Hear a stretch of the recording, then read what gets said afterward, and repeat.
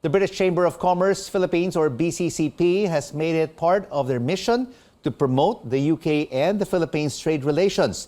They have successfully held trade missions in support of the Philippine economy. Joining us now from Portugal is BCCP Executive Director Chris Nelson. Chris, great to have you with us. In May, BCCP successfully hosted a trade mission, bringing 8 UK companies to the Philippines. Will there be more trade missions this year? Yes, there will be. So first of all, we've got a virtual trade mission, which will be on the 15th and 16th of September with the Kent County Council. This is going to focus on food products, on drink, on healthy snacks. And I thank you for referring to the meat mission, which we just had. That was actually on the 17th and 18th of May. And I want to link it to your story also on food and inflation. Obviously, British pork is now coming in. And obviously, that's part of the way of ensuring that obviously that brings down the prices. And I'm pleased to say, actually, British pork for the first 4 months is up actually 46% in terms of its imports into the Philippines or exports from the UK, and actually makes the Philippines a very key market now. I think it's actually just after China. So yes, more activities, and we're going to continue on and support the pledge of the president, which was to make the Philippines an investment destination. So what does this trade mission of food and beverage companies from the UK hope to accomplish? Well, what we hope to accomplish by that is to actually match them with Filipino partner companies to get them to introduce to the market and therefore see the opportunities of the Philippines. The other thing I'd like to say here, Rico, is that we've always advocated that while the Philippines on itself is a very important market, we want to see it as a gateway to Southeast Asia.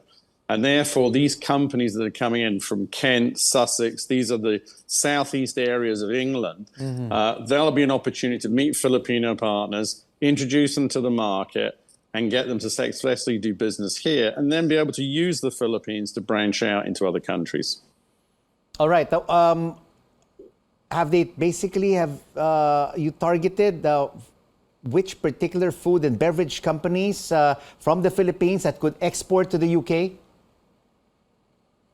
Yeah, we've done both actually. So we work closely. So we have obviously, first of all, we have over 300 members. A significant portion of them, of course, are obviously in the food and beverage sector. We've also worked together with, of course, people like in the Philippine Trade Commission in the Philippine Embassy in London. And therefore, we're overall very optimistic here on the two-way trade.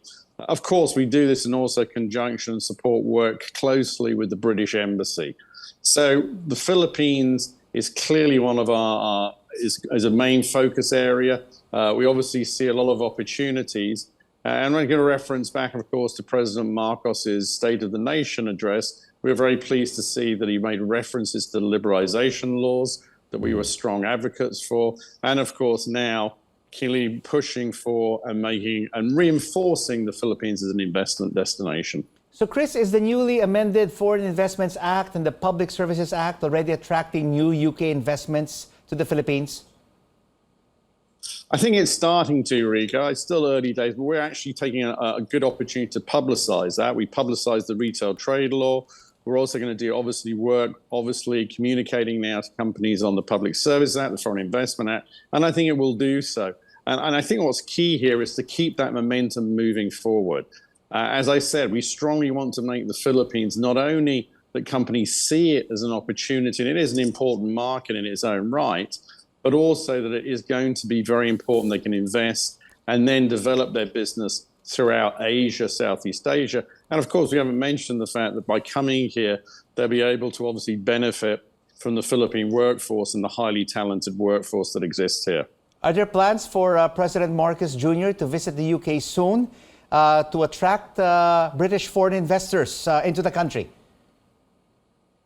I would not know that, to be honest, but we would certainly welcome it. Obviously, he has strong ties with the UK. He went to university there. We know that he's a very strong, advocate. He's got very good relationships with the UK. And I'm sure I would like to say I sincerely hope he will do that. Obviously, those are discussions that the government of the Philippines and the UK would be having, but it would be a great opportunity. And we'd like to see that. And we'll just further reinforce the very good relations we have here between the UK and the Philippines. As you know, our ambassador, Laura Bofis, is here, and she's made a very good start. She's been here and obviously reinforcing that. And I think this was last year, was actually, or this year was the 75th year of diplomatic relations between the two countries. So yes, we would strongly advocate it, but obviously we know that obviously the president is extremely busy. But if, I'm sure that that's between the two governments, but it'd be warmly welcome and reinforce the close ties that already exist. The last time we spoke, we talked about RCEP, Chris. President Marcos made no mention of the Regional Comprehensive Economic Partnership during his State of the Nation address. How important that it is ratified and implemented? Well, look, I think it is important. I mean, it's also listed by Secretary Pascual of Department of Trade and Investment as one of the priorities. We think it will be a great opportunity for the Philippines. I'd just like to say that we have an event next Monday with a lot of other chambers, which is the Joint Economic Briefing, and we're very pleased to say Secretary Pascual will be there. What we want to see, of course, we think that RCEP would open up and give opportunities. We know, of course, that there are, concerns, particularly in the agricultural sector, but that only covers, we believe, only 35 tariffs. And the opportunities and upsides are even higher. So we would strongly urge it to be ratified, and obviously we'd like to see that going forward. Obviously, as I stated before, it's part of DTI's priorities, so we'll see how it moves forward. BCCP Executive Director Chris Nelson joining us from Portugal. Thank you so much for your insights.